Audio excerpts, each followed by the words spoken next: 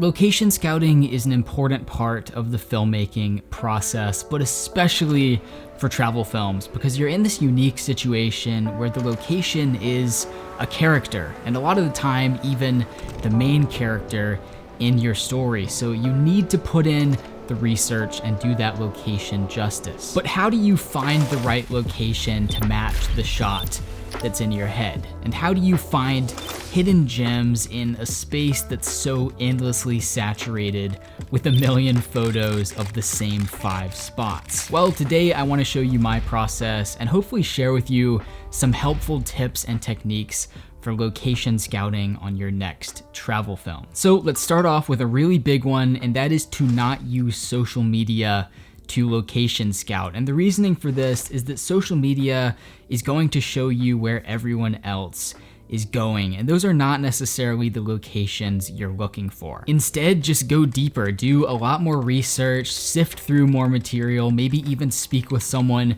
who's from that location, lives there, and get some recommendations from them.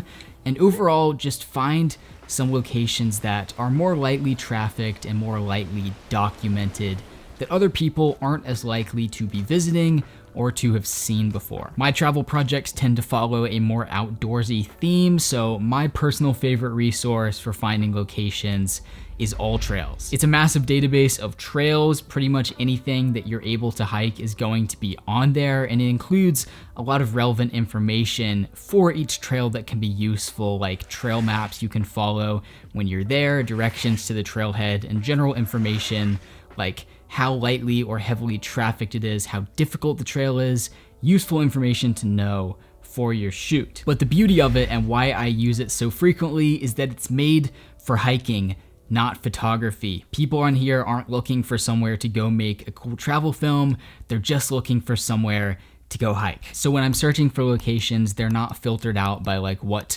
performs best with Instagram's algorithm or whatever.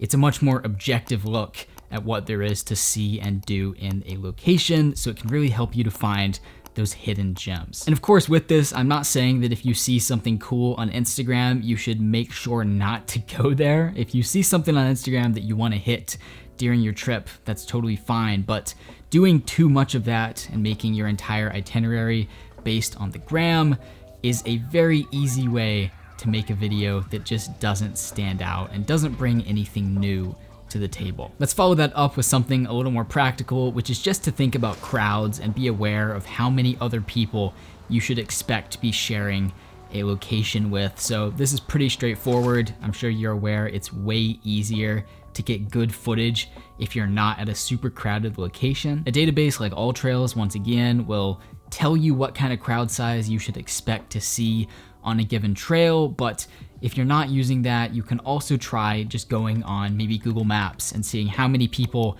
are uploading photos from that location, see how frequently people are posting, or just do a quick Google search and see how many results appear, and that'll give you a pretty good indication of how heavily trafficked a particular spot is. If you find a cool spot, then do a Google search and like nothing comes up, chances are you've struck gold. Now, as you're researching locations, you're gonna need a place to keep track of them all and share them with anyone else that you may be traveling with, which is why I wanna take a second to tell you about the sponsor of today's video, which is Monday.com. Monday.com is a platform that helps you to organize your workflow and seamlessly collaborate with others. So I wanna briefly show you how I've set it up for my own workflow. I have this main project overview board that shows me at a glance all of the different projects I'm working on at the moment and a bunch of relevant information for each one. This helps to keep track of clients and deadlines and easily see the progress I've made on a particular project, and I can also easily link out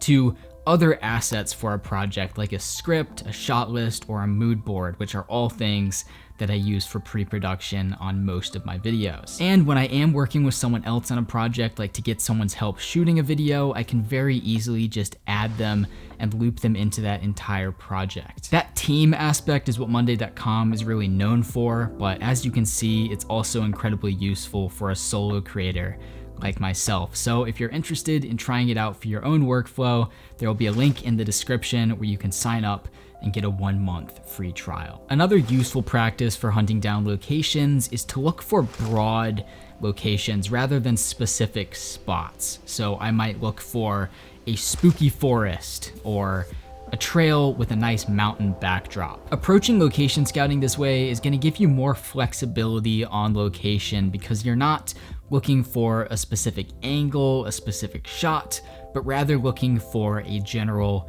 location. So once you reach that location, you can monitor and adjust based on the situation. And approaching the process this way will also help you to find the right location for what you want to shoot, rather than deciding what you want to shoot just based on what you find online. Another technique that really goes hand in hand with that last one is to look for locations that have a lot of range.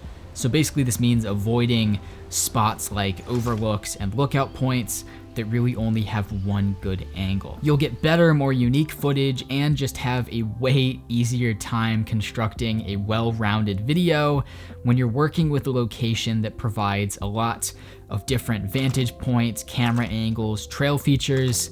You get the idea. Look for a location that has a lot of range. If you're banking on a lookout with a really cool view and you get there and it's socked in with fog, then you're probably going to be pretty disappointed if that was the only option you had. Whereas if you've made sure to pick out a location that has a really cool trail and a really cool area in general, then maybe you can go back down on the trail and use that fog to your advantage. So I want to move on now from those more general techniques and share with you how you can find the right location for a specific shot that you have in mind. I do this most frequently with Airbnbs, so I'll have a specific shot or sequence in mind and then hunt down the right rental for that specific idea. On the video we made for the Lumix S5 launch, I had two very specific shots in mind. So I knew I was looking for a location that had a solid mountain backdrop, a nice big window showing that backdrop on the inside, and a lot of room to pull up and park outside. On Sounds of the Pacific Northwest, I had this idea for an FPV drone shot starting outside of an A-frame cabin, going through, showing people getting ready for a road trip, and then going out the opposite side of the cabin to show a car parked on the other side. So I knew that we were looking for an A-frame cabin with a lot of open air on one side to fly the drone, a single hallway running straight through to the back, and then room to park a car on the opposite side.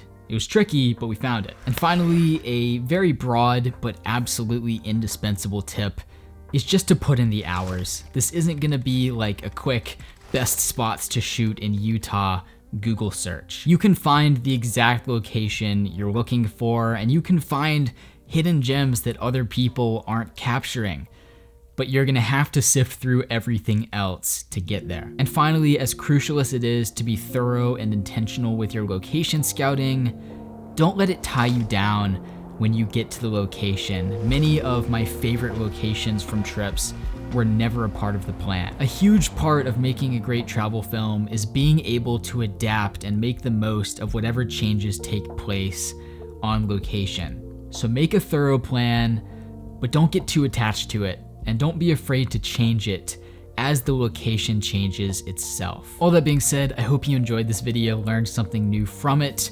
If you're watching to this point, you might be interested in my channel membership where I upload my raw footage and also release extended like hour or so long tutorials that you don't see on this channel. There's also a private Discord server where I can give you detailed feedback on your work and answer any questions you may have about film and photography. So if you're interested in becoming a member, there will be a link in the description where you can learn a little more about it. It's been really cool to grow a separate little very involved community over there, and I'd love for you to be a part of it as well. Thanks again to the homies at monday.com for sponsoring today's video. Keep creating, and I'll see you in the next one. My God, I'm glad to be done recording this. I have to turn off the air conditioning so the audio sounds clean. I've got a big light in front of me, and it's just recording videos in the summer. It's miserably hot. I feel like a piece of toast.